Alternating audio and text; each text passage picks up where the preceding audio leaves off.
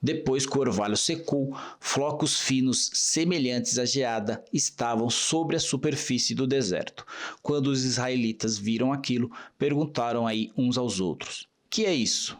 Uma vez que não sabiam do que se tratava, Moisés lhe disse: "Este é o pão que o Senhor deu a vocês para comer." Êxodo 16:14. Você já ouviu falar do maná, o alimento milagroso que sustentou os israelitas no deserto? Mas você sabia também que existe um novo maná real colhido na Sicília há mais de 1000 anos e que voltou agora a estar aí nos holofotes e está sendo utilizado muito na alta gastronomia. Mencionados 17 vezes na Bíblia, o maná era o alimento sagrado que caía do céu para alimentar os israelitas no deserto. Mas e se eu te dissesse que ele não só existe de verdade, mas que também voltou a ser colhido em uma remota região da Itália chamada Sicília, e que chefes famosos estão usando em pratos incríveis? Hoje vamos explorar a história do misterioso uso desse ouro branco e por que ele está ganhando tanto valor na alta gastronomia. Eu sou Leandro Ribeiro e este é mais um vídeo aqui do canal Projetudo TV. Não deixe de se inscrever e deixar o seu comentário, isso ajuda muito a gente a crescer na plataforma. Ative o sininho e vamos para o vídeo.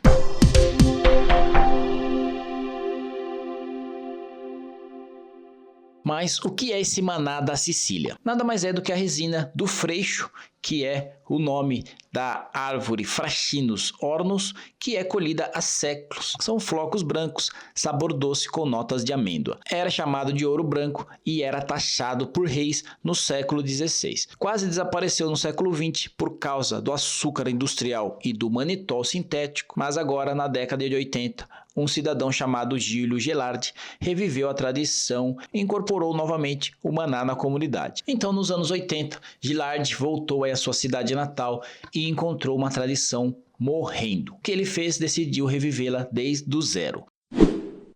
A expressão maná que veio do céu é uma referência aí a uma história bíblica sobre um alimento que caía do céu aí para sustentar os israelitas enquanto cruzava o deserto do Sinai. No livro Êxodo 16:14, o maná é descrito como flocos finos semelhantes à geada cobrindo o solo. Especialistas têm opiniões divergentes sobre qual seria a substância específica a que se refere esta passagem bíblica, mas uma resina parecida com mel na forma de flocos e com a cor da geada, conhecida como maná, é extraída da casca dos freixos na região do Mediterrâneo há mais de um milênio. A colheita desse maná da região da Sicília é feita através da prática de corte da casca de árvores da espécie Fraxinus ornus para coletar aí a sua seiva. Era uma prática comum em todo o Mediterrâneo, mas nos últimos 80 anos a urbanização e a industrialização fizeram com que ela quase desaparecesse. Doce, mineral e versátil, o maná deixou de ser apenas uma lembrança bíblica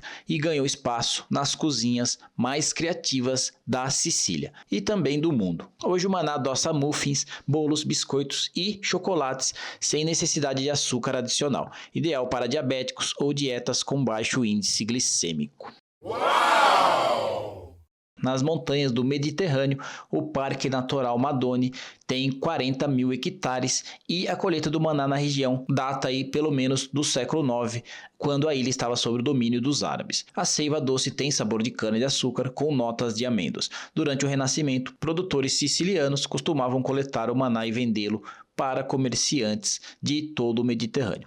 O comércio do maná se tornou tão lucrativo que o reino de Nápoles decidiu criar impostos sobre o produto no século XVI. Então, até a Segunda Guerra Mundial, o cultivo do maná era uma forma de ganhar a vida para muitas famílias sicilianas.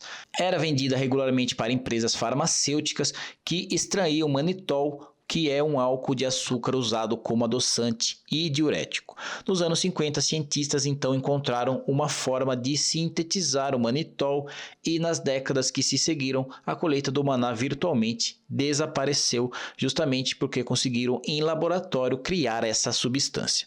Mas em 1985, Gelardi retornou à sua cidade natal de Polina, na Sicília, depois de 15 anos de ausência. Ele percebeu que aquela técnica, que era um dos principais elementos de sua cultura local estava desaparecendo. Quando eu era criança, todos sabiam extrair maná, ele conta, mas quando voltou havia menos de 100 agricultores que ainda conheciam essa técnica. Para Gelard, a parte mais difícil da colheita de maná é saber quando cortar a casca do freixo.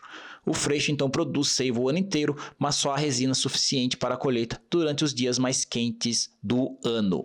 Descobrir então quando chega o momento do corte é uma técnica única, baseada na observação e na intuição, ele conta.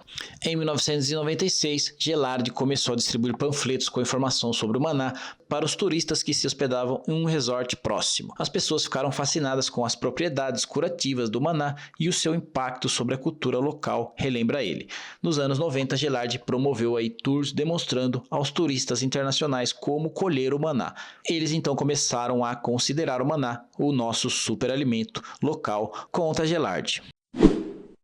Então esse maná siciliano é composto principalmente de manitol, um composto em forma de cristais naturalmente doce, e minerais como potássio, magnésio e cálcio. A resina branca espessa pode ser usada como suplemento alimentar para reintegrar minerais, especialmente potássio, e como base de diversas medicações. O maná é usado para tratar prisão de ventre, tosse, dor de garganta e feridas na pele devido às suas propriedades suavizantes e descongestionantes. Devido ao seu baixo índice glicêmico, é possível usar uma pequena quantidade de maná como adoçante para pessoas diabéticas ou com dieta hipocalórica. Então trata-se de um alimento usado muito na indústria farmacêutica e também na gastronomia. A grande sacada do Gelard, que voltou para sua terra natal, é que ele desenvolveu uma forma mais eficiente de colher essa substância, com muito menos risco de contaminação da casca ou por insetos. Ele criou uma técnica de maná limpo, fixando um pequeno bico de alumínio à árvore. Com este método, o maná então pode fluir para longe do tronco por meio de uma linha de pesca fixada ao bico. Então foi justamente essa inovação no método de colheita que permitiu que o Sr. Gelard retornasse com essa cultura local e incentivou as outras pessoas da região, de forma que nos anos que se seguiram começou a vender-se muito maná para panificadores e chefes de confeitaria. Eles incorporaram o maná em tudo, desde canola e wafers até flocos e chocolates. Ele também vendeu maná para farmácias para produzir laxantes, suplementos minerais e produtos para a pele. E nos últimos anos as empresas francesas de produtos para a pele, como a Bioterme e a Roche, passaram a usar maná para produzir hidratantes. Em 2002, o maná das montanhas Madone foi declarado ingrediente protegido pela Organização Internacional Slow Food, que promove tradições alimentares ameaçadas. E em meados dos anos 2000, o maná passou a ser um ingrediente cobiçado pelos chefes e confeiteiros locais da Sicília. Alguns produtos e aplicações na gastronomia premium: cannoli de maná, que é um doce típico com recheio de ricota e flocos de maná.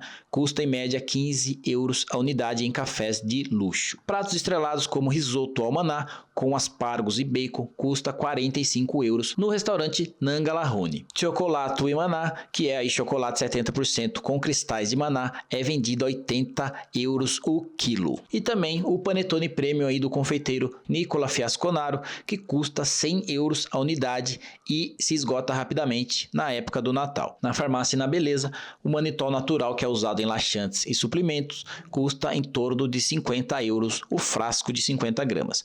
Cosméticos, hidratantes da Bioterme e da Rocher com extrato de maná, em média de 60 euros a 120 euros o creme. Então, recapitulando, o maná volta novamente a salvar famílias que passaram a viver dessa colheita de maná, de forma que a região voltou a ter o maná como a sua fonte de renda. Hoje, então, há aproximadamente 100 famílias ligadas indiretamente ou diretamente ao maná, mostrando assim que a cultura desse alimento voltou a ser praticada nessa região da Sicília. Isso mostra que a atitude de uma pessoa pode trazer novamente culturas apagadas aí pelo tempo e com pouco expertise fazer com que ela gere uma renda para a sua comunidade. Se você tem alguma cultura aí que ficou perdida no tempo e gostaria que ela voltasse aí a ser praticada pelas pessoas, digita aqui nos comentários qual era essa cultura no seu bairro, na sua vila ou até mesmo na sua cidade. Deixa aqui nos comentários. Esse foi o vídeo de hoje sobre esse maná e essa cultura aí milenar que voltou a ser praticada nos últimos anos, que vem ganhando grande destaque em toda a Itália e também no mundo gastronômico e farmacêutico. Não deixe de comentar aqui, deixar a sua opinião sobre o assunto e se inscrever no canal. Isso ajuda muito a gente a crescer aqui na plataforma. Muito obrigado pela companhia, até o próximo vídeo.